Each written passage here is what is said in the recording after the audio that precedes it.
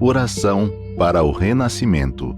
Agora estou vivendo um novo dia. Tudo que pertence ao passado, que é mau, que é indesejável, que é feio, que é sombrio, que é pessimista, já se foi. Todo o passado já desapareceu e estou renascendo agora, recebendo de Deus os pensamentos bons, desejáveis, belos, alegres e positivos. Todos esses bons pensamentos semeados em meu subconsciente estão pouco a pouco germinando, crescendo e, finalmente, no momento adequado, manifestar-se-ão em forma concreta, com certeza. No mundo da imagem verdadeira criado por Deus, não existe nada que não seja bom. E está determinado que somente o que há de bom no mundo da imagem verdadeira se manifestará neste mundo fenomênico, a não ser que nós, homens, impeçamos a sua manifestação com pensamentos negativos e errôneos. Eu renasci neste momento. Eliminei todos os pensamentos e sentimentos negativos e pessimistas que estavam obstruindo o canal por onde se manifestam todas as coisas boas do mundo da imagem verdadeira. Rompi todas as amarras que me prendiam. Na minha mente, já não existe nada que impeça a germinação e o crescimento das boas sementes que Deus colocou no meu interior. Eu renasci agora. Sou filho de Deus. Deus semeou no meu interior a possibilidade infinita que vai se manifestando cada dia mais abundantemente. Olá, queridos amigos, sejam bem-vindos a mais um programa Diálogos, todas as sextas-feiras, às 20 horas, aqui no YouTube. Eu sou a líder da iluminação Marília e vamos falar hoje, já que estamos nas proximidades das festas de fim de ano, momento em família, falaremos sobre para transformar o lar em paraíso. E vamos apresentar os nossos orientadores que estarão conosco, da Regional PR Recife, preletora em grau sênior, Maria Dalvaneide de Oliveira Araújo. Bem-vinda! Muito obrigada, gratidão imensa e sejam todos muito bem-vindos a esse bate-papo, né, esse diálogo. Muito obrigada. Da Regional DF Brasília, preletor em grau sênior, João Ricardo Viana Costa. Muito obrigado, muito obrigado. Para mim, uma grande alegria, uma grande oportunidade. Agradeço imensamente e já mando um abraço bem carinhoso para todos que estão nos acompanhando. Que felicidade, que bom. E antes de começarmos, vamos lembrar de compartilhar esse vídeo, de curtir o nosso vídeo. Quando você curte o vídeo, o YouTube entende que esse conteúdo é relevante e entrega para mais pessoas. E inscreva-se no nosso canal, ative as notificações para não perder nada e quando tiver conteúdo novo, você ser notificado. E para começar o nosso bate-papo da noite, vou começar perguntando para a preletora Dalvaneide. Nós aprendemos a importância da harmonia conjugal, todos desejam ter uma harmonia conjugal, mas qual que é a influência dela na situação, na convivência do lar? Olha, Marília, a influência é total, né? Em todos os sentidos, tanto na saúde quanto na prosperidade. No livro assim se concretiza o amor, né? O Sagrado Mestre Masaharu Taniguchi, ele traz para a gente, na página 74, o livro assim se concretiza o amor, fica a dica, né? Ele traz para a gente que quando a gente vive em harmonia, tudo é capaz de acontecer, né? Tudo é capaz de acontecer. Ele diz assim: qual seja a situação atual que o lar se encontre, né? Quando existe harmonia conjugal, ele se tornará próspero, né? Ele se tornará harmonioso, né? E a harmonia conjugal, ela influi até mesmo no desempenho profissional das pessoas. Por quê? Né? Quando a gente está em atrito, e muitas vezes, tá? Não precisa nem ser atrito verbal. só basta ser o atrito mental, né? A gente sai para trabalhar assim, chateado, triste, e isso faz com que o ser humano tenha essa baixa produção, né? Então, quando a gente sai harmonioso, né, com essa harmonia conjugal, é natural que a nossa produção também aumente, né? Porque existe uma produção maior do hormônio da felicidade e a gente quer realmente ser feliz e quer fazer as outras pessoas felizes, né? Então, assim, a harmonia conjugal, ela influencia em absolutamente tudo, na saúde dos filhos, né? Para quem tem filhos. Quem não tem, quem vive com a sogra, com a mãe, também na saúde desses entes, né? Chega, inclusive, a influenciar a nossa relação com a vizinhança. Porque se o ambiente é reflexo da nossa mente, né? E se eu não estou harmonizada com aquela pessoa com quem eu tive a decisão de conviver, de viver com ela, de construir uma família, é natural que também comece a desmoronar tudo ao nosso redor. Não é? Você concorda aí, Marília e Sim, Ricardo? O que é que vocês sim. dizem? Não, com certeza, Damaneide. É interessante porque a base, o local que nós estabelecemos como nossa base, nosso refúgio, o local que a gente tem para nos confortarmos após um dia é o nosso lar. Então, lares que são desestruturados ou lares que não têm harmonia são lares em que as pessoas elas não se sentem felizes, porque elas não conseguem sentir que lá é um local agradável. Então, se você tem uma casa, um relacionamento conjugal, que é o nosso foco aqui, né? Se você tem um relacionamento conjugal, um ambiente que ele não é agradável, então as pessoas têm vontade de fugir. E essa fuga, ela vem acompanhada de profunda tristeza.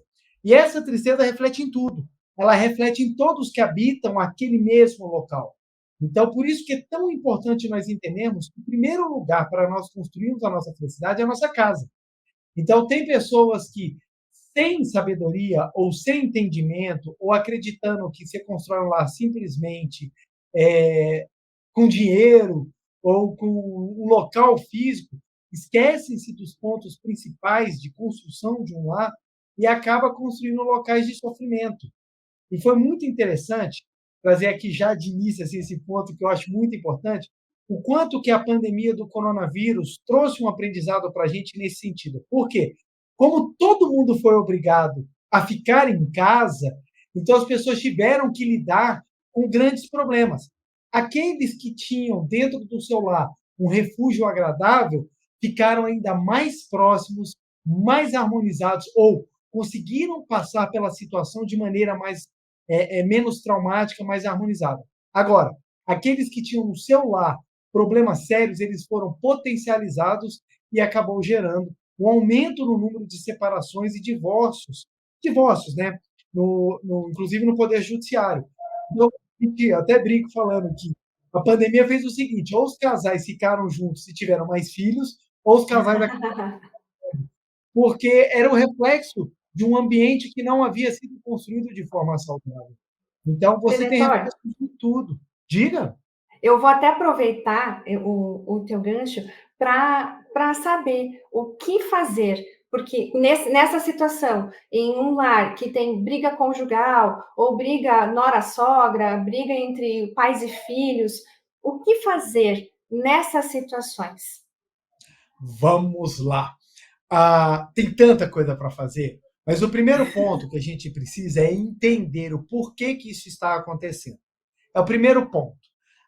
Infelizmente, hoje em dia, é muito comum as pessoas ficarem degradando o relacionamento conjugal, inclusive as relações com os pais do nosso cônjuge. Então, é muito comum piadas de sogra, é muito comum piadas de sogra, é muito comum piadas degenerativas. Então, assim, você casou, agora você construiu o túmulo do seu amor, aí as pessoas brincam, casou, sua vida acabou. Então, é muito comum a gente ter esse pensamento. Então, o primeiro ponto que a gente precisa entender é qual é a finalidade do casamento. Por quê? Se você não compreende qual é a finalidade do casamento, o que nós vamos dizer aqui sobre o que é a vida conjugal não vai fazer sentido. Então, primeiro a gente precisa estabelecer isso daqui, para depois a gente chegar na receita, entre aspas, do que é que nós podemos fazer para ajudar. Então, deixa eu só abrir esse parênteses, e a Davaneide vai me ajudando, exatamente para a gente já começar a estabelecer esse princípio do por que nós nos unimos. E isso é muito importante. Muitas pessoas acreditam que a união é meramente um desejo que você sente pela outra pessoa que vai te fazer feliz. E esse é um pensamento equivocado. Todo relacionamento que nós entramos desejando ou cobrando do outro a felicidade é um relacionamento fadado ao fracasso. A gente pode até pegar situações que nós temos relacionados a amigos. Imagine que você tem um amigo, esse amigo não te cobra, esse amigo só quer de você as coisas. Você vai falar, eu não quero um amigo assim. Um amigo desse é egoísta, um amigo desse não é um amigo verdadeiro. E você acaba se afastando. Mas interessante, nós conseguimos observar isso em relação ao amigo. Mas num relacionamento conjugal, a gente acha que isso é normal. O outro tem que fazer tudo por mim e eu não preciso fazer nada. Eu fico simplesmente sendo servido do amor do outro. Quando, na verdade, não é assim. Da mesma maneira que numa amizade nós precisamos construir uma relação de doar e receber, no casamento, mais do que tudo, você precisa construir isso. Até porque o seu cônjuge vai ser um grande amigo seu. Ele precisa ser um grande amigo seu. Essa conversa de que eu me separei porque eu me tornei amigo do meu cônjuge, não é verdade. Você se separou por outro motivo. E quando nós nos tornamos amigos, nós nos tornamos mais próximos. Então, a união conjugal é a união de duas pessoas que têm uma missão espiritual para cumprir. E se eles têm uma missão espiritual para cumprir, todos os elementos que rodeiam são elementos fundamentais no trabalho de aprimoramento do amor a dois.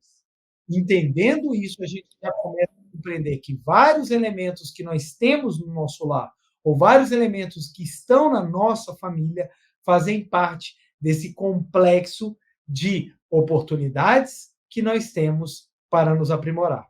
Então, isso é muito importante a gente compreender, não é verdade, Devaneide?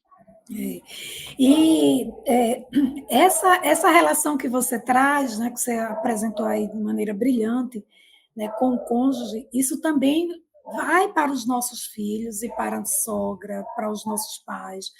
A gente entender que o outro não está para suprir uma necessidade minha, né? Eu ainda brinco assim, quando eu vou trabalhar um pouco sobre esse tema, de que assim, ó, o mundo, nem tudo é sobre você, né? O mundo não gira ao seu redor, né? Então, é a gente entender que o contrário, quando a gente está para doar, quando a gente está para fazer o outro feliz, a gente consegue se sentir mais feliz e mais realizado. Agora, uma coisa que é importante a gente entender é esse equilíbrio, né? Eu buscar fazer o outro feliz também não é eu viver à mercê desse outro, né? Seja ele cônjuge, pai, filho, porque aí termina a gente entrando num relacionamento abusivo.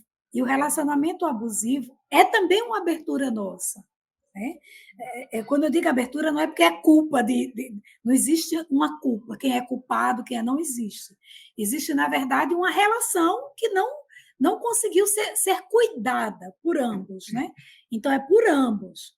E como é que a gente consegue, então, isso? Ter uma relação saudável, a gente evitar esse tipo de desentendimento, né, de brigas, sabendo que evitar não é colocar debaixo do tapete, mas é o contrário, é chamar para conversar, é dialogar, é fazer o que a gente está fazendo aqui, né, dialogar. Como é que a gente consegue isso? É a gente se amando, é a gente se conhecendo, é a gente se reconhecendo como filho de Deus. E quando a gente se reconhece como filho de Deus, quando a gente tem essa convicção de que eu sou filho de Deus, eu também tenho a convicção de que o outro é filho de Deus. Então, é um filho de Deus convivendo com um filho de Deus. Então, não precisa, ninguém está ali para brigar, nem para medir forças, né? Nem tudo é sobre você, né? É sobre o contexto que se vive. E sobre essa questão, eu sou filho de Deus, o outro é filho de Deus. Mas e naqueles casos em que a manifestação, o fenômeno está muito complicado? Eu não posso, eu tenho que ver as partes positivas do cônjuge eu devo ver aquilo que é os momentos em que o sol brilha, mas e se o defeito está manifestado? O que eu devo fazer nesse caso? Tenho que ver a hora as horas que o sol brilha, mas só está chovendo, né? Exatamente. E aí, tempestade, Tempestade. como é que faz? Olha, no livro Reflexões sobre a Vida, né, do professor Seiichi Taniguchi, ele fala, né, sobre o ato de orar na página 197, e ele começa dizendo assim, né? É extremamente importante reverenciarmos as pessoas, né? Isso não significa reverenciar o aspecto fenomênico do outro.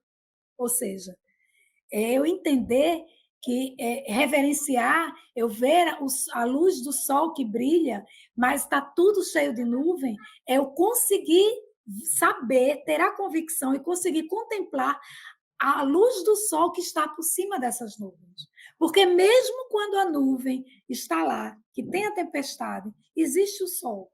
E o sol está brilhando. Só que está por cima das nuvens. E que essa nuvem vai passar. Né? E o sol vai voltar a brilhar. Desde que eu consiga contemplar esse sol. Eu estou falando isso de maneira filosófica, é lindo, sim, Dalvanete, e na prática, né? E ali, o dia a dia. Como acontece? Olha, vê sempre as partes positivas das pessoas, coisas e fatos. E nunca suas partes negativas. É isso. Né? Ver as partes positivas significa adotar as partes positivas que existem de verdade, né? Elogiar aquilo que realmente existe, né? E não ver as partes negativas não quer dizer que eu vá concordar com aquilo que está errado. Na verdade, da vida, volume 5, o mestre Masaharu Taniguchi, ele fala assim, a gente não deve concordar com o que está errado, né? O que está errado, está errado. Eu tenho que ter essa clareza. Mas eu não concordar com o que está errado, eu não quer dizer que eu vá falar do que está errado, eu vou enaltecer, porque aí isso vai crescer, né? Isso vai crescer. Ao contrário, eu vou falar daquilo que está correto, daquilo que é bom, para que isso cresça, né? Então, eu vejo o lado positivo das pessoas, coisas e fatos, sabe? E aquilo que é negativo, que está manifestando negativo, que está me incomodando, eu procurar, inclusive, ver o que é que aquilo está me ensinando. O que é que eu preciso aprender com essa situação? Né? Eu vou pedir para o preletor João Ricardo complementar, mas antes eu queria só trazer uma coisa que eu gosto muito de falar isso, sabe? Que eu aprendi isso nos meus estudos e que eu levo isso para a minha vida. Às vezes as pessoas dizem assim, eu me decepcionei com o outro, me decepcionei com a sogra, com o pai, com o filho, né? Tem que aparece de orientação pessoal, dizendo, eu me decepcionei com o meu filho, né? Com o meu marido. Olha, a gente se decepciona com o outro porque a gente espera do outro aquilo que o outro não é. Então, é certeza que se eu espero dele aquilo que ele não é, que ele não está, é porque eu não conheço ele. Eu quero que ele seja do jeito que eu acho que ele deva ser, e não do jeito que ele é. E amar o outro como o outro é, e não do jeito que eu gostaria que ele fosse. Não como eu gostaria que ele fosse. Isso entra, o preletor João falava pouco sobre a questão do desejo, eu quero que seja assim e fico cobrando que a pessoa seja assim. O preletor pode falar um pouquinho mais para a gente sobre isso? Não, e é muito bom esse ponto que a Davanite falou, que é exatamente o seguinte, tem dois pontos que acontecem dentro de uma relação, em especial uma relação conjugal, que é o seguinte, o primeiro é que a pessoa ela começa a observar os defeitos do outro e se esquece de observar os seus próprios. Então a gente começa a colocar numa postura de que eu sou absolutamente perfeito, não tem defeito nenhum, sou lindo, maravilhoso, mas o outro tem os seus defeitos. E como você começa a ficar só focando no negativo, os defeitos começam a aumentar e você começa a sentir somente os defeitos. Então, olha que interessante. Tudo depende do ponto de vista que a gente analisa as coisas. Quando estamos namorando, a gente não olha os defeitos e a gente só procura olhar as qualidades. Então, os namorados, quando eles estão, A pessoa tem um defeito, o namorado fala assim, nada. Comparado com as qualidades, é maravilhosa, ou é maravilhoso. Olha só, dorme e ronca, que lindo, gente. Olha só, tem chulé, que maravilha. Quando está namorando, a gente só foca naquilo que é positivo. Quando a gente casa, como a gente entra na rotina, como a gente tem a ideia de que já ganhei, agora é meu ou é minha, a gente começa a focar no negativo e, ao invés de fazer aquele concurso ou aquela disputa para ver quem vê mais as qualidades dos outros, começa a um querer ver mais os defeitos do outro. E aí, no livro A Verdade da Vida, volume 14, quando o professor Masaharu Taniguchi vai falar sobre a ética do relacionamento, ele fala que a vida conjugal começa a ter problema porque um cônjuge começa a observar o outro como uma barreira da sua felicidade. Então, olha só, eu quero ser feliz, mas quem me pede é meu outro cônjuge. E aí você começa com uma guerra mental. E essa guerra mental vai sendo alimentada pelos defeitos até o ponto que chega, como a preletora Dalvanede falou, eu me decepcionei, não era o que eu esperava, porque eu achei que eu fosse ser feliz.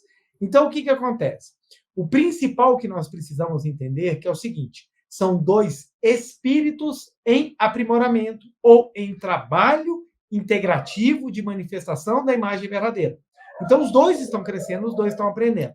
No momento que você entende isso, você fala, puxa, fulano tem defeito, meu cônjuge tem defeito, mas eu também tenho. Então, da mesma maneira que eu estou incomodado em algumas coisas, ela ou ele também está incomodado em algumas coisas. Então, nesse ponto, a gente precisa desenvolver a capacidade de utilizar o melhor mecanismo de harmonização na face da Terra, chamado conversa. A gente senta e vamos conversar, dialogar. Os casais não conversam. Aí o cara pensa na cabeça dele, é o seguinte, ele vê a mulher fazendo alguma coisa e vice-versa. Eu estou falando, o cônjuge vê o outro fazendo alguma coisa e ele retira da cabeça dele a conclusão do porquê que aquilo aconteceu. E, normalmente, essas conclusões, se eu estou numa ideia de barreira, eu tenho ideia, tá vendo? Não quer. Vou trazer um exemplo concreto. Você deixou um pedaço de pudim na geladeira. Aí você fala, vou comer mais tarde. Seu cônjuge passa e come aquele pudim. Aí você pensa, tá vendo? Não gosta de mim. Se gostasse de mim, tinha deixado o pudim para mim. Ela não quer que eu seja feliz. Aí não pergunta, não conversa, não sabe o que aconteceu. E às vezes, quando você vai conversar, fala assim, você comeu pudim? Não, eu não comi o pudim. Na verdade, ele estava estragado. Eu joguei fora porque eu não queria que você passasse mal. Eu não sabia que era isso. Claro, não perguntou. Então, como não tem diálogo, as pessoas não conseguem entender os mundos diferentes. Porque o homem tem um mundo absolutamente diferente da mulher. O homem é totalmente diferente da mulher. E essas diferenças, se elas não forem colocadas à mesa, se elas não forem conversadas, o casal nunca vai conseguir se entender. As pessoas têm um hábito de vou esconder meus sentimentos, em especial os homens. Eles têm esse problema em esconder os sentimentos porque eu não quero demonstrar fraqueza.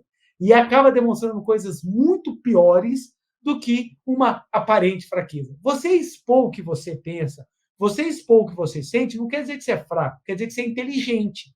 Ora, se eu não estou gostando de amor, senta aqui, isso aqui eu não estou gostando, está me machucando. Precisamos trabalhar com isso. E à medida que você vai conversando e você vai conhecendo o outro, as barreiras de que o outro impede a minha felicidade começam a ceder e você começa a enxergar o outro como alguém diferente de você, que tem desejos diferentes do seu e tem também vontades diferentes. E você começa a alinhar isso daí. Na hora que você alinha, a harmonia começa a se estabelecer e aí você começa a focar no lado positivo. Então, trazendo exemplo da minha vida, gente. Minha esposa é maravilhosa. Tem defeitos. Eu sou maravilhoso. Sou cheio de defeitos.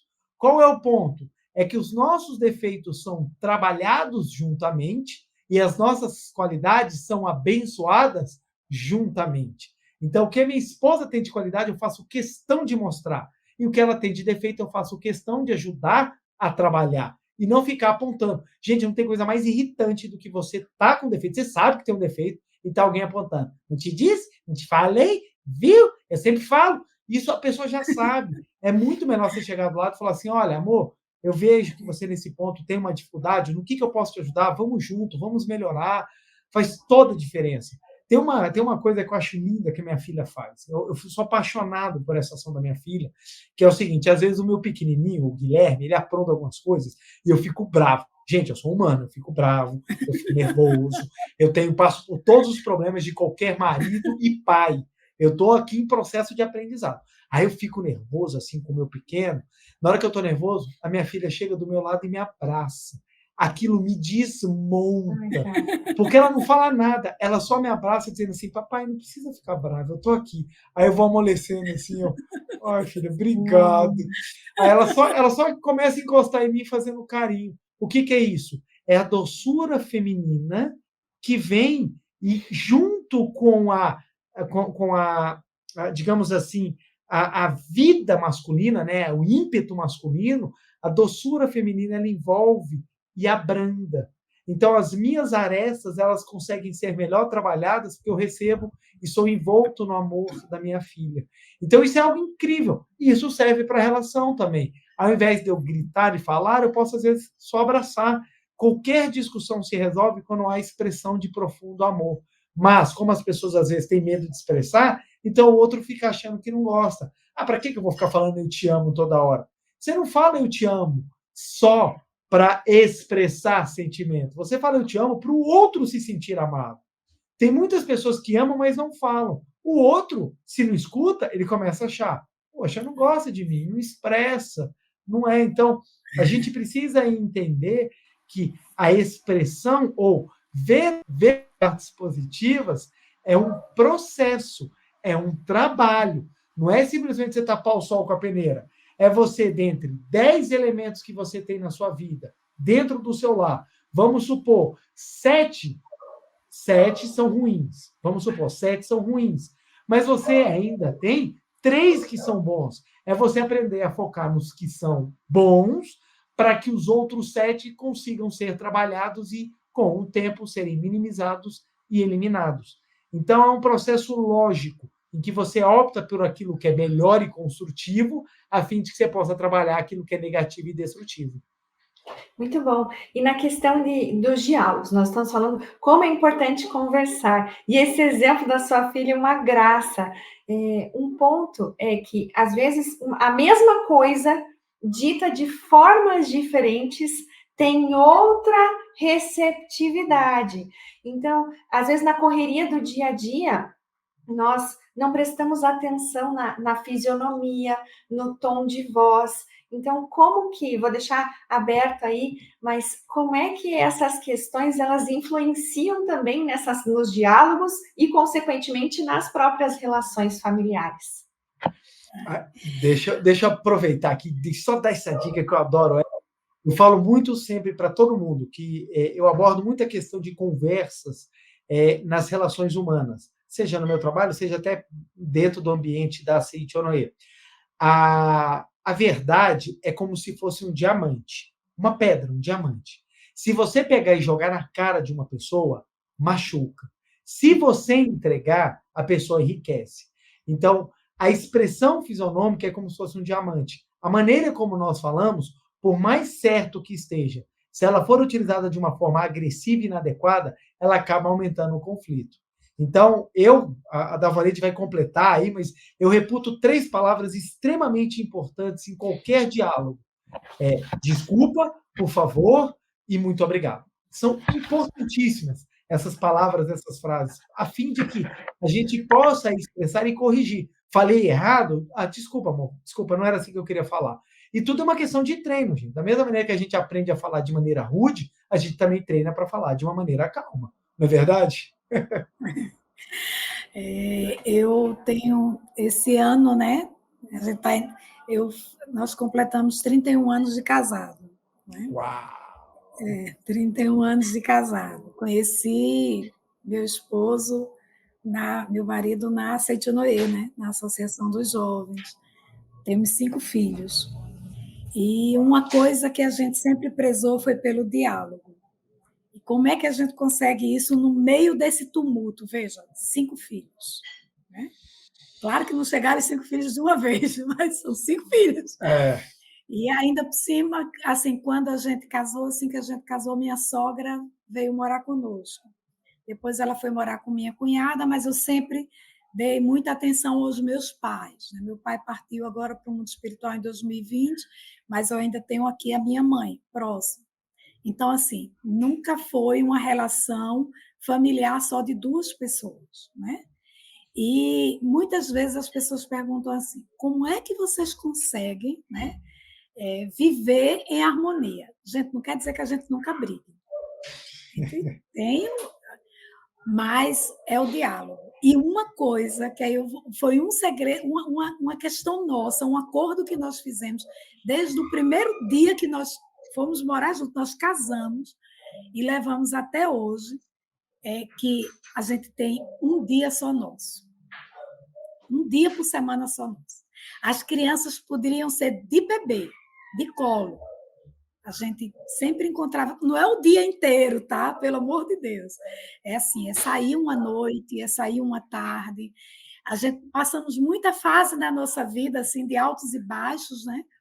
E mesmo naquela fase que a gente não tinha dinheiro para sair para jantar fora ou coisa parecida, a gente saía para uma praia, que graças a Deus eu moro numa cidade abençoada pela natureza, né? Moro em Olinda. A gente ia para a beira de uma praia, a gente ia para uma praça, só para sentar, olhar nos olhos e conversar. E conversar. E ali muitas vezes saía coisas assim do tipo: poxa, essa semana estava tão estressada, né? Saísse de casa tão apressada. Poxa, foi mesmo, me perdoe, né? Mas é porque eu estava cheia de problema lá no trabalho, é porque a criança... Coisas assim, do dia a dia. E de começar, a gente fazia um joguinho, ainda hoje a gente faz, de o que é que naquela semana a gente viu de legal no outro, para elogiar o outro. Então, Vaneide, e naquela semana que está todo mundo muito estressado, estamos, né? Vai chegando final de ano, está ali todo mundo muito estressado, atividades dentro da Seitino, ele é supervisor, então imagine, ano de Seminário da Luz, aquela coisa toda, ali, aquele momento, é só nosso, é só nosso. Se não tem tempo de passar 3 horas numa noite, 1 hora. Se não tem tempo de passar meia hora, mas é um momento só nosso. Isso é uma coisa que a gente não abre mão. Então, não quer dizer que essa receita sirva para todos os casais. Serviu para a gente. Pode ser, mas que cada um consiga encontrar esse momento. E eu digo isso na relação conjugal, mas eu também levo isso para o meu trabalho. Eu sou coordenadora, né, de uma equipe que não é uma equipe pequena, uma equipe que trabalha diretamente comigo, são 6 mulheres, e assim, eu sou mulher e sei, como mulher exigente, sabe? Ah, você fez cara feia hoje, é bem assim, né? É como o preletor falou, né? O pudim tirou, comeu, então assim, trabalha direto comigo. Fora essa equipe que trabalha comigo, eu ainda tenho mais um monte, porque dependendo do tipo de atividade, vem 20, 30, mas uma coisa a gente preza, é um momento de diálogo. Eu tenho os momentos de diálogo com pequenos grupos, e aí, como o tempo não dá muito, é 15 minutos, é meia hora, eu tenho tempos de diálogos de 1 para 1, que é o que a gente chama o feedback tete a tete. Como é que você está? Eu estou bem, e você? O que é que eu fiz essa semana que você não gostou? E tem um momento de diálogo com todos eles, né? Então, assim, o diálogo ele é fundamental. Por isso que eu amo esse programa, tá? Diálogos. Porque é o momento que a gente fala, é o momento que a gente ouve, e não só é falar, sabe? Quando a gente fala muito, a gente esquece de escutar. Eu ia falar exatamente isso. Tem que ser um diálogo, tem que ser um diálogo qualificado. O que é um diálogo qualificado? Em que ambos falam e ambos escutam. Não é para você metralhar tudo que você quer. Falei tudo que eu pensava. Porque da mesma maneira que você fala tudo que você pensa, o outro também vai falar tudo que ele pensa. E se vocês só falarem e não ouvirem, você não tem diálogo, você tem monólogo. Então é muito importante entender que um diálogo é a construção do entendimento. Eu preciso prestar atenção no que o outro está falando, porque o outro ele está expressando sentimentos, opiniões e percepções da realidade que você só vai entendê-lo se você compreender o que ele fala. Então, as mulheres, por exemplo, elas gostam muito de usar figuras ou linguagens ocultas dentro de uma frase para que o homem vai pegar. O homem não raciocina muito assim, o homem é muito direto. Então a mulher está com a cara fechada, o cara pergunta: o que foi? Nada. Esse nada da mulher tem tudo. Está abrangido desde que o universo foi criado, há 13 bilhões de anos atrás, até o momento atual. Para o cara, se ele ouviu nada, ele vai falar: então não é nada. Aí a mulher: ele não gosta de mim. Não, não é que não gosta, você falou nada. O diálogo não foi um diálogo construtivo. Então, se você tem alguma coisa, o que aconteceu? Se você não quer falar agora, você fala: aconteceu algo, mas eu quero conversar depois. Beleza, o cara já vai ficar sobre aviso. Estou sabendo que tem alguma coisa que precisa ser conversado. Da mesma maneira, o homem. O homem também tem que se expressar com a mulher de maneira que ele consiga transmitir a ideia e não só ficar esperando que as pessoas peguem no ar. Não pega, gente, não pega. Para a gente começar a pegar as coisas no ar, a gente tem que ter década de relacionamento, você tem que ter mais caminhada, ao ponto que você só olha a pessoa, você já sei que aconteceu alguma coisa. As pessoas têm que aprender, você tem que conhecer. O conhecer, gerar intimidade, não é só se relacionar sexualmente falando. Para você ter intimidade, você precisa se relacionar emocionalmente e espiritualmente. Quando você tem um relacionamento emocional e espiritual saudável, todo o restante também fica saudável. E isso também é em relação aos filhos. Quando você tem um relacionamento saudável com os filhos e que você busca entendê-los, eles também começam a querer entender você.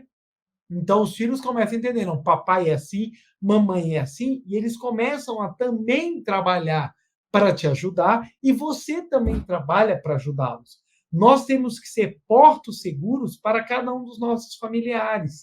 E isso é importante, isso a gente constrói com diálogos, conversas e conversas de efeito, conversas qualificadas, em que você fala e escuta. E algumas vezes, mais escuta do que fala. Porque às vezes também a gente tem que ter a sensibilidade. Você tem que ter a sensibilidade. Por exemplo, a pessoa está passando por um momento muito triste, está tendo alguma situação muito dolorosa, você escuta, você acolhe a pessoa. Isso é muito importante, é muito importante. A gente tem que entender que nós ficamos, a nossa casa é o nosso refúgio. Se o nosso refúgio é maravilhoso, você já tem 90% do caminho da felicidade construído, porque todo o restante é consequência disso. A pessoa que é feliz em casa, ela vai para o trabalho dela pode até não ser bom, mas ela é feliz porque ela sabe que vai voltar para o paraíso. Agora, se a pessoa é infeliz em casa, é infeliz no trabalho, ela não tem vontade de voltar para lugar nenhum. Por isso que às vezes procura casas noturnas, procura lugares para se refugiar, para beber, para esquecer a vida. Porque não construiu nenhum lar, nenhum ambiente profissional que lhe são favoráveis, que são gostosos, que são agradáveis. Preletor, e nesse caso, para alguém que está vivendo essa situação, em que o lar não é um refúgio, mas que também tem dificuldade em expressar sentimentos, em começar esse diálogo, qual seria o primeiro passo? Por onde começar? Porque a pessoa pode estar assistindo agora e falar: meu Deus, talvez eu esteja fazendo tudo errado. E agora? É muita informação. Por onde eu começo? Olha, o primeiro a começar é você começar a estudar um pouco, principalmente assistindo palestras e livros, assistindo palestras e lendo livros da Seitonei, para você começar a ter base espiritual para entender essa transformação. Segundo ponto, é fazer como a Pletora Davanete falou. Retire momentos da sua semana para você começar a sentar com a pessoa, só você e ela, fora de um ambiente que talvez seja um ambiente difícil, para vocês tentarem conversar, para vocês tentarem começar a entender, trazer assuntos que são comuns aos dois. Isso é muito importante, porque muitas vezes o casal, começa a levar uma vida tão diferente da do outro que eles ficam sem assuntos comuns. Então, é importante trazer algum assunto comum para que comece a conversar. À medida que vai conversando, vocês começam a aprender a se abrir, a se abrir. Então, é muito importante. Às vezes, dentro da rotina, a gente vai colocando tudo e esquece de colocar o cônjuge. Olha só que interessante. Às vezes, o homem fica tão atarefado com o trabalho que ele esquece de dar atenção à família. Às vezes, a mulher fica tão atarefada com a família que esquece de dar atenção ao seu marido. E é importante nós colocarmos eles também nas nossas rotinas. Então, sexta-feira à noite é o dia que eu tenho para sentar para conversar com a minha esposa. é o dia que eu tenho para sentar e conversar com meu marido. E nesse dia, você não precisa ter conversas, discussões de relacionamento. Conversas.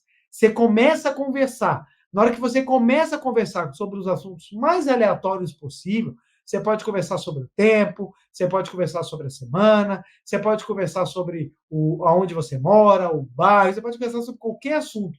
Nessas conversas, vocês vão aprendendo a dialogar. À medida que esse diálogo começa a aumentar, aí você começa a introduzir assuntos mais complexos. Primeiro você aprende a conversar e depois você vai introduzindo diálogos complexos. O que acontece que é muito bom você ter feito essa observação, Marília? Às vezes, as pessoas querem conversar, mas já querem conversar com os assuntos mais complexos, mais difíceis, mais dolorosos. Ninguém quer conversar. Aí um não quer ouvir o outro. Agora, se eles aprendem a conversar, vai ter momentos em que ambos vão estar mais leves, mais relaxados, ou pelo menos não tão despreparados para conversas mais densas. Então, eu sempre brinco aqui em casa, dependendo do assunto, não começa num horário de estamos apertado, está atrasado, estamos cansados, está com sono. Então, me acorda e vem conversar. Está com fome. Nossa, se você conversar com fome, aí, às vezes, acaba de me acordar e vem com aquele assunto, nós precisamos decidir isso hoje. Aí eu até brinco. Quando eu encarnar de novo, a gente fala. Porque, por exemplo, agora meu espírito está em outro lugar, está só o corpo que está começando a ligar. Daqui a pouco, quando eu voltar, aí a gente consegue conversar. Porque não adianta você pegar no momento em que a pessoa não está pronta para ter uma conversa séria. Muito bom, muito bom. E, preletora Dalvaneide, a senhora comentou sobre a convivência com pais, além da convívio conjugal, com pais, sogros. O que a senhora poderia dizer para quem está vivendo um momento de conflito, ou com os pais, ou com o sogro, sogra? O que essa pessoa pode fazer? Por onde essa pessoa pode começar? Começar entendendo que tudo na nossa vida é um aprendizado, né? Então, alguma coisa eu preciso aprender com aquela relação, com aquilo que tá trazendo. E que o que a Seitonoye traz para a gente, nos ensina, e que muitas vezes a gente até fica resistente, mas é uma realidade, é uma verdade realmente, é que o mundo é reflexo, o ambiente é reflexo da minha mente. Se eu acalmar a minha mente, o ambiente também há de se acalmar. Não adianta a gente querer ficar revidando, principalmente quando se trata de pais ou sogros. Eles têm uma história de vida que a gente precisa respeitar. Eles têm uma idade que a gente precisa respeitar. Eu já orientei muito situação de que, assim, fui morar com os meus sogros e agora tudo eles reclamam, diz que eu não sei cozinhar, diz que eu trabalho, passo mais tempo fora de casa do que dentro de casa. Ele está querendo o melhor para aquela família. Na visão deles. Né? Então, não leve isso, não dê tanta importância a isso. Ouça isso como sendo realmente um pedido de amor. E ouça isso com o coração. Né? É a forma que eles têm, a vida que eles têm. Não é simples a relação intergeracional, quando a gente pensa em sogro, sogra, né? Não é, da mesma forma como não é simples a nossa com os nossos filhos. Né? E nem vai ser simples nossos filhos com os nossos netos. Porque quem tem a maturidade, que chega pela idade, e tem um amor que não teve essa abertura do diálogo, vai querer que o outro faça do jeito que ele acha que é o melhor. Porque ele quer fazer aquilo por amor. Só que como ele não sabe expressar o amor através do diálogo, né, ele vai expressar o amor através da agressividade. Então, é entender, sabe, e procura ver o lado positivo, elogia, às vezes é uma roupa, às vezes é um cabelo, sabe, às vezes é um sorriso, chama para compartilhar, né? Saiba que essa casa não é só sua, esse lar é um lar da família, né? Eu sempre trabalhei fora, né? E trabalhei em casa, eu nunca tive uma vida só do lar, nem nunca tive uma vida só da vida profissional. Então, eu sempre disse assim, esse lar não é a casa de Dalvaneri, não, é um lar que tem uma família que vive aqui. E essa família está lá, minha sogra. onde eu perguntava a ela, né? Hoje ela já está com 90 anos e está comigo novamente, né? Trouxe ela para passar, porque como eu moro em residência, fica em casa, né? Fica mais fácil para ela do que lá, que era um apartamento. Então, assim, eu chego e pergunto: vamos cozinhar comigo? O que a senhora quer cozinhar, né? O que a senhora quer fazer? Vamos fazer, a casa é sua. Então, é entender que eu sei que pode ter aí um clima de desarmonia, e pode ter certeza, isso é relacionamento intergeracional, é o que eles pensam, da forma como eles pensam. Então, tenha empatia, se coloque no lugar dele, né? E saiba, você tem tanta coisa boa, sua casa, sua família, seu marido, seus filhos, para que vai estar perdendo tempo e em briga, em coisa tão pequena, né? A nossa vida é cheia de experiência. E a gente tem que pegar essas experiências boas. Aquilo que não é bom, não precisa a gente ancorar as nossas emoções. Ancora no que é bom. Né? Que aí a coisa é séria. E olha, participa de uma associação local. Quem não participa, quem não conhece, vai lá, participa, assista as reuniões. Toda segunda-feira você vai ver esse preletor aí magnífico, ensinando a gente a meditar. Vamos meditar, vamos ler livro, porque é uma construção. Ninguém nasce. E a gente passa essa vida inteira e sai daqui sem saber ainda, viu? Vai ter outras e outras oportunidades. A gente vai aprendendo. Tem uma dica muito boa de algo que você pode fazer que muda muito.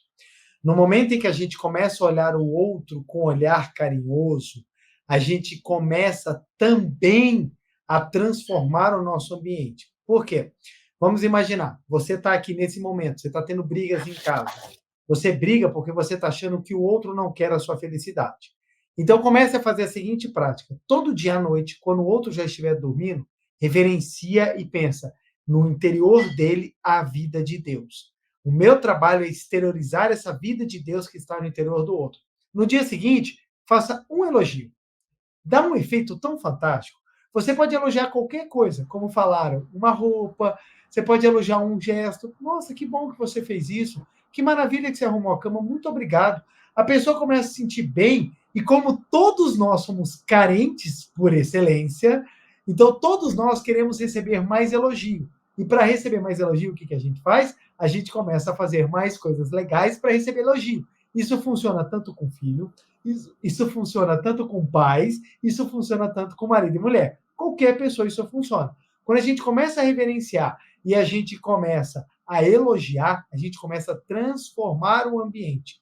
Uma das coisas mais libertadoras que eu aprendi na Seitianoye foi que quem constrói o lar somos nós. E eu ficava pensando, como? Eu vivia numa casa com 3 irmãos, meu pai e minha mãe. Como é que uma casa com 6 pessoas, ela pode ser harmoniosa? Eu dependo de todo mundo. Eu brigava muito com meus irmãos, eu brigava muito com os meus pais. Como é que isso pode ser harmonioso? E quando eu aprendi na Seitianoye que somos nós que transformamos, o que eu comecei a fazer? Eu comecei a me tornar mais harmonioso com todo mundo dentro de casa. Qual foi o reflexo? Todo mundo dentro de casa começou a ser mais harmonioso comigo. Então, mesmo que as brigas não terminassem, as brigas cessaram comigo. Então, eu comecei a observar e falei, gente, que interessante. Então, a minha casa, mesmo aparentemente não tendo mudado muita coisa, para mim começou a se tornar um paraíso. E eu comecei a ficar muito feliz. E eu peguei essa receita e trouxe ela para a minha vida a 2. E eu também nessa caminhada aí, eu já estou com 16 anos de casado, né, 2 filhos, e também tenho uma vida, graças a Deus, bem harmoniosa, porque nós fazemos isso. Um detalhe que é muito, muito, muito importante. Ah, preletor, mas eu vivo um relacionamento abusivo. Como você sabe se você está num relacionamento abusivo? Se o seu relacionamento não está baseado no respeito à individualidade. Se você quer mudar a pessoa na marra, ou a outra pessoa quer te mudar na marra, isso é um relacionamento abusivo. Porque o relacionamento abusivo é aquele que não dá ao outro a possibilidade dele ser quem ele é. Se você entrou num relacionamento para querer mudar o outro, você entrou errado. Mude essa visão. A gente não muda ninguém. A única pessoa que a gente pode mudar somos a nós mesmos. Então, um relacionamento ele tem que ser baseado em 2 pilares: respeito e admiração. Respeito e admiração. Por que muitos casamentos vão por água abaixo? Porque depois que casam, as pessoas não querem fazer mais nada, elas não querem crescer, elas não querem progredir. Se ela não cresce, no progresso, se não há crescimento, se não há progresso, você não tem um elemento admiração. Se você não tem elemento admiração, você começa a não ter o elemento respeito. E isso empobrece a relação. Então, é por isso que é tão importante os dois fazerem alguma coisa juntos, sabe? Crescer, vai pintar quadro, vai fazer academia, vai caminhar no parque, porque os dois, quando constroem alguma coisa juntos, eles têm respeito e admiração. E isso é fundamental para fazer com que um relacionamento seja saudável e não abusivo. Muito bom, muito obrigada. E qual seria, agora eu vou pedir para os dois também, uma mensagem, uma prática ou um livro para quem está buscando essa harmonia, para quem está buscando esse diálogo e para transformar mesmo o lar em paraíso? Pode ir, Davanei, você primeiro. Não, eu primeiro. Primeiras damas, primeiras damas. Olha, muito obrigada. Olha, assim, uma mensagem que eu deixo, né, para todos é leia o livro. Todos os livros da Seitianoye são maravilhosos, né? Mas leia o livro A Verdade da Vida, volume 7, que ele trata da questão, né, do viver do cotidiano. Porque no momento em que eu mudo, eu vou passando a ter essa mudança diária, é como o preletor João Ricardo falou, tudo ao nosso redor também começa a mudar. Né? Às vezes a pessoa pensa, Davi, por que você não me dá não disse um livro que eu resolvesse meu problema de desarmonia? Não, resolva o problema com você. Né? É exatamente como você viver no cotidiano essa vida de filho de Deus. Então, aí as coisas começam a se harmonizar ao redor. Né? Então, assim, tá chegando aí as festas de final de ano. Normalmente, no final de ano, as pessoas começam a abrir o guarda-roupa, fazer aquela faxina, fazer a faxina na casa, e esquece de fazer a faxina interior, sabe? Aproveite esse momento. Faça essa faxina interior. Procure uma regional próximo da sua casa. Veja um dia que tem, por exemplo, uma prática sagrada que nós chamamos que é a prática da purificação da mente. Façam a purificação da mente, com todo o pensamento, toda a mágoa que você teve, né, durante o ano. Existe uma grande cerimônia também que acontece no final do ano, que é a cerimônia da grande purificação. Se renove para poder conseguir viver as experiências do mundo de maneira positiva. E aí as coisas ao seu redor começam acontecendo de forma positiva. Então vai acontecer um milagre, no estalar de dedo, e tudo vai ser maravilhoso daqui para frente. Não, isso é diário. Está lá a Verdade da Vida, volume 7. É diário, é um treino. Né? A gente tem que treinar. Da mesma forma que a gente não chega na academia no primeiro dia pegando aí peso 10 quilos, a gente tem que começar aí com as graminhas até conseguir chegar aos 10 quilos, também é na nossa vida. Né? É diário, é persistência. Né? E que sejamos cada vez mais felizes. Né? Que maravilha, maravilha. Bom, eu dou de dica a leitura do livro A Verdade da Vida, volume 14, que ele vai falar sobre a ética, e dentro da ética ele vai falar sobre a ética do relacionamento. É muito lindo ler. E a dica que eu dou é o seguinte: não importa os motivos pelos quais você casou. Se você casou, é porque tem uma missão. E para cumprir essa missão, depende de uma transformação, e a única coisa que nós podemos transformar é o nosso interior. Então, tem uma oportunidade para você amadurecer o seu amor. Dê uma oportunidade para você amadurecer o amor. A pessoa que ama, ela é mais feliz do que a pessoa que é amada. A pessoa que ama, ela sente uma felicidade tão grande que todos ao redor querem sentir essa felicidade e, como consequência, a pessoa que ama acaba também sendo amada. Então, dê a você esse presente de final de ano, de deixar com que o espírito da vida de Deus adentre em você e você possa amar.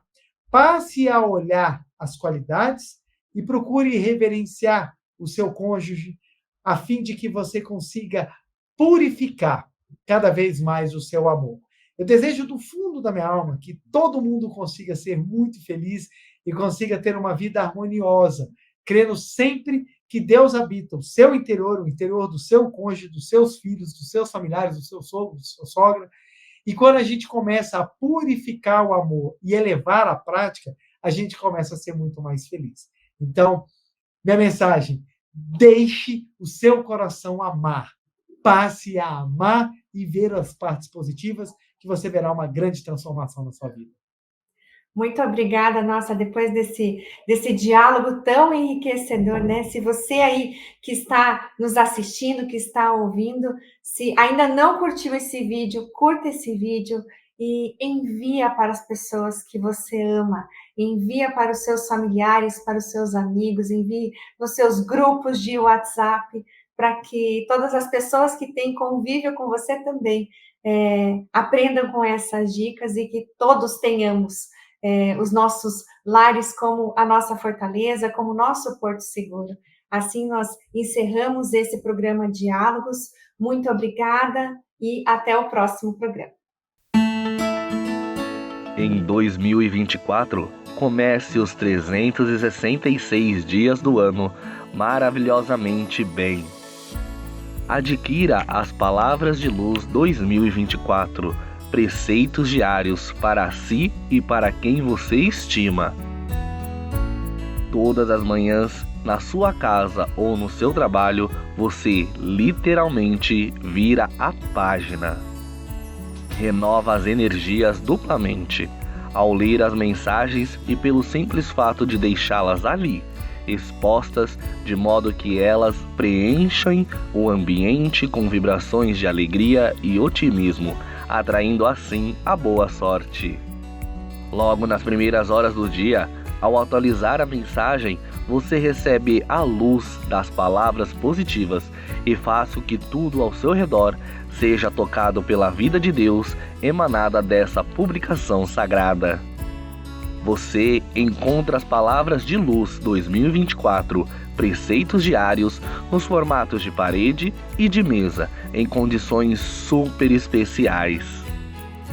Historicamente, conhecido como um grande veículo propagador da Seichonoye, ajudando a torná-la conhecida no Brasil inteiro ao longo dos anos.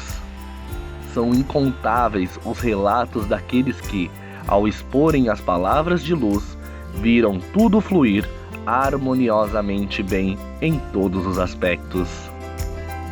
Para mais informações sobre como adquirir, acesse nossa livraria virtual livraria.sni.org.br ou pelo WhatsApp 11 5074 4180. Você também encontra comparecendo presencialmente em uma de nossas sedes espalhadas pelo Brasil. Verifique a mais próxima da sua casa na aba Onde Encontrar em nosso website sni.org.br. Palavras de Luz 2024, preceitos diários. Agracie a si mesmo e a quem você estima com o presente mais positivo de todos. Muito obrigado!